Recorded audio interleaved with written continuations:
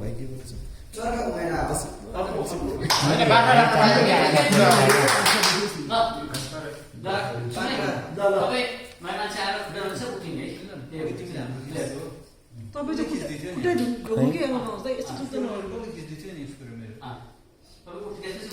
कहिले आज फेरि साउन्डले गर्छ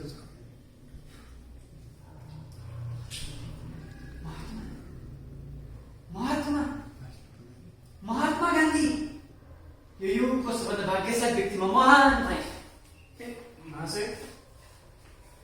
तपाईँ को हो किन यस्तो अजित गर्नु पर्नु भएको छ तपाईँले यो आश्रमभित्र कस्तो चिन्नुभयो कसरी रोके महात्मा म ज्योतिष हुँ म सबैको विगत हेर्छु वर्तमान हेर्छु र हेर्न चाहन्थे एउटा त्यस्तो समय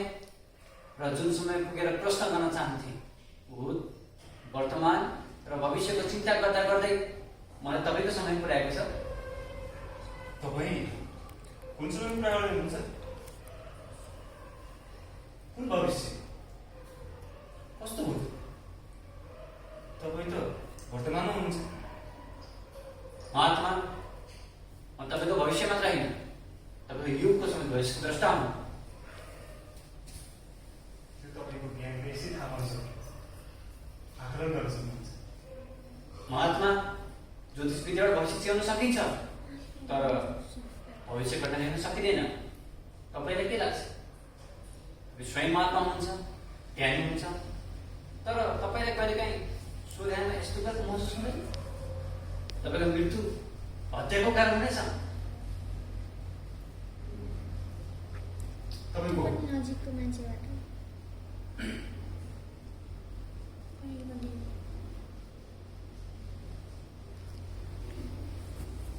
तपाईँको तपाईँ मसँग के गर्न पर्छ तपाईँ परमात्मा हो या अरू कुनै? जवाब दिनुहोस्। महात्मा म केवल सामान्य मान्छे नै त न त कुनै परमात्मा नै न त कुनै भगवान भूत नै तपाईँभन्दा 80 वर्षपछिको समयको एक मानव हुँ जुन कुरा मैले महसुस गरेर मेरो केही 2-4 परिवारलाई मात्र बताएको थिएँ त्योभन्दा बढी तपाईँले कसरी बताउँछ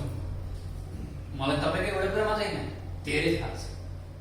यति बुझ्नुहोस् मलाई मात्र होइन मेरो समयको भोगाई तपाईँको भविष्य हो